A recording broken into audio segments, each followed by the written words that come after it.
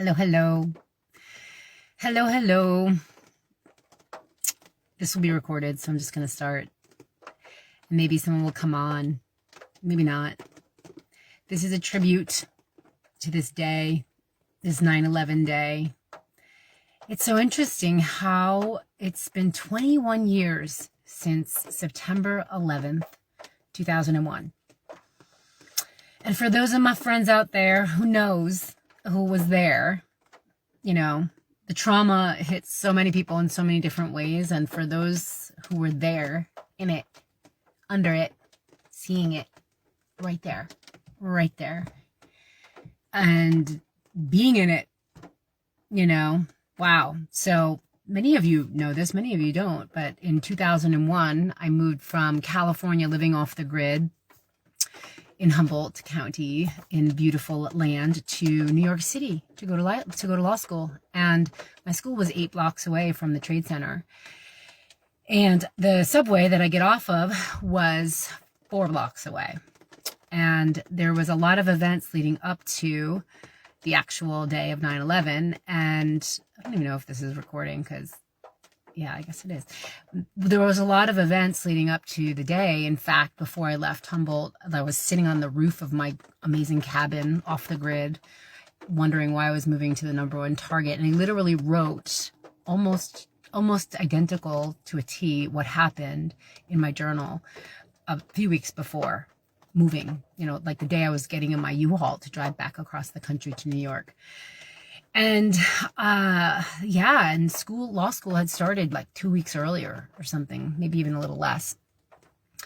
And that was like a really traumatic moment for everybody. And I had just moved from living off the grid to one of the most toxic places on the planet while that was all unfolding. It was like, in the rubble, in the smoke, in the buildings fell, running from the smoke, like the movie Backdraft, like the running from the thing that was catching up to you and just getting pummeled with smoke, only for it to like go back, like a backdraft thing that happened. It was surreal. It was surreal to be on the subway that morning and leaving my house and knowing, like stood with my hand on the doorknob for about 25 minutes, knowing leaving that house that day was something was going to happen. And on the subway ride down to downtown to school, my friend who had passed away a few years earlier, in forest activist David Gypsy Chain, was sitting next to me. And I don't want to go too far into that story, but the knowing something was unfolding, and I was crying on the subway ride downtown without knowing yet. And when the doors opened at the stop on 4 blocks away, one plane had already hit. And so there was mayhem. Everyone was screaming, the doors open. We had no idea what happened because we were still underground. And so then the doors open. I'm just telling this story because it's actually coming from such a healed place, but we all have a story that is such medicine, and this is medicine for me now. And to even share it is medicine, like walking up the stairs of the subway, having no idea why everyone was screaming and what the chaos was, and feeling the intense, like, emotion, the nervous system, like in complete, like, whoa, before you even knew what happened. And I mean, this is called collective energy. This is like how we know we're feeling so much and it might not even be ours, like that was all the feels. So got up to the top of the stairs finally and saw one plane had already hit. 4 blocks away in New York City is nothing under a tall building like that, right? This was like right overhead, a plane in the building. What? Oh my gosh. And then the other one hit. And I saw that looking up 4 blocks away. It's like, whoa. Shock. I'm like, oh my God, I'm going to be late for my class. I got a test today. Oh my God. And no one was talking. No one was talking to each other. Everyone was looking at their phones, none of the phones worked. This is 2001, like they hadn't figured that out yet. The phones didn't work. And I was just trying to talk to a human, like, what the hell's going on? Everyone was in shock. And I'm running to the school uptown 4 blocks from where I was standing, trying to get back because I knew I had a quiz. And I saw other friends, like other classmates, running too. We're like, we're going to be late. We were all in this collective shock.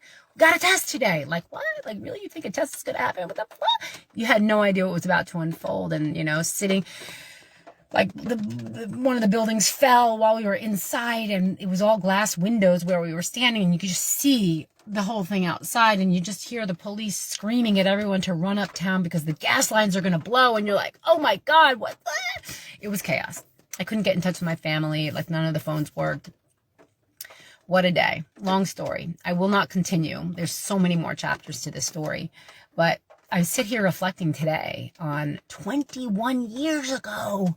And I'm like, my birthdays are not timelines in my life, you know? Like, you think of like a kid, you're having a child. Like, the time, what are the things that mark timelines in your life? For me, 9/11 marks a timeline. It's very distinct. You know, I could look back and say, what have I done since then? What has my life been since then? And so I've been in deep reflection today. It's a full moon, and it's that full moon between moon and equinox, September, fall and equinox. And it's a reflective time. It's a time of intention. It's a time of extracting the medicine from your life. You know, it's a time of really looking back. And that's what this is really about for me. It's the sharing this is about offering, hey, where were you? What marks your timelines? And look back and extract the medicine, you know. It took years before I could actually go downtown in New York. I couldn't even go there. It was very traumatic. And I didn't even realize the trauma, how long it lasted. I did a lot of unwinding from my nervous system, uncoiling, because living in New York at that time was an ongoing trauma. Getting on the subway, it would stop in the middle of your ride and you're stuck down there and the lights go off, and everyone, it's not just your trauma, it's this collective New York trauma, and everyone was like on edge. And you know, I think of places where this is the norm, you know, in Palestine, in Israel, and in places in Africa, in parts of the country where whether it's floods or, you know, terrorism, you know, whatever it is, the invitation for us as humanity is to really go within ourselves and say, how can we individually clear up the energies on the planet that are dismantling to our existence? You know, whether it's this, I was watching a movie last night. I didn't even do it on purpose. I was watching a movie that was about 9/11, and it was about like how the CIA, it was actually a film, how the CIA tracked down bin Laden. And, you know, I was just watching it and thinking about how little I choose to collude with the idea and concept of war. You know, yeah, honor and respect that it's unfolding, say what's happening in Ukraine, and but why do we do that as humans? Like, what a stupid human expression, a stupid, wasteful human expression. What if it was nothing, that wasn't even part of the fabric of anything that we knew, you know? Like, what else could be possible if we were spending all that time, energy, and currency on something completely different? And war and hate and nonsense, anger, all of that was channeled in such a different way that none of that even existed. Like, that paradigm didn't even exist. Can you imagine? Like, that's what we want to create. And how do we create that? You know, how do we create environmental harmony? We don't talk about climate change and spray DEET on our body. You don't talk about climate change and worry about the state of, you know, the planet and food shortages, and continue to spray toxic chemicals all over the place because, oh, well, I just need this to like kill the ants. You know, like we gotta really own our part. Me too. I'm in a vehicle, I'm in a car that uses gasoline, you know, like, what is it in me, inside of me, that is creating this world that we've all colluded with and decided is our reality? Like, and how we're going to dream up the next evolution of humanity from free energy technologies to real true consciousness expansion, so that we can access this other paradigm completely. And so that, you know, it's going to be a small percentage of people first, and then it'll grow and it'll grow.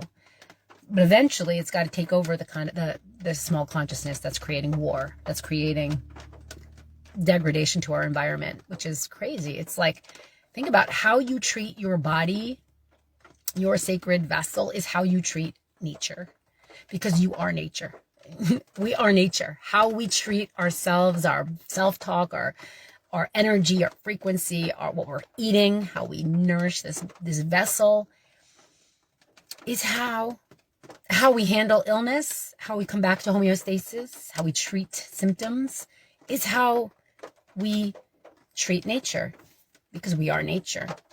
And so it is calling for a new symbiosis, a new way we can see ourselves. And I say that because I'm reflecting on even being in the trauma, like when 9/11 happened and being in that whole thing, and my reality, like I was in shock. I was in a whole other vortex of self-destruction.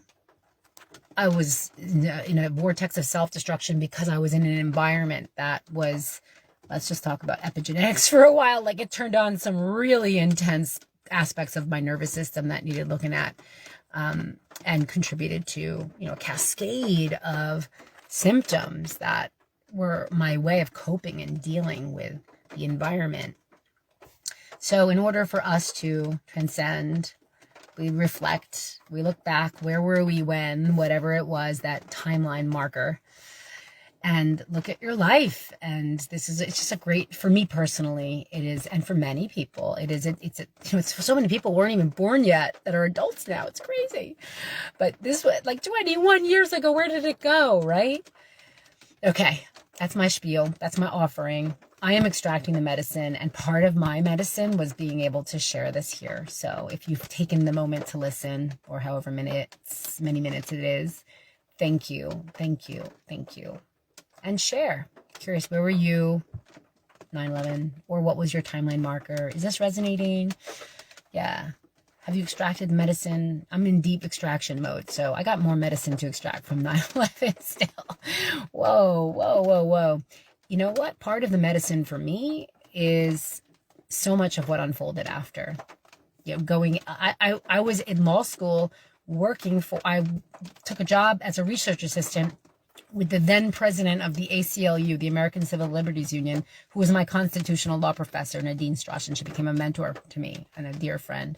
She was actually on my podcast a few years ago.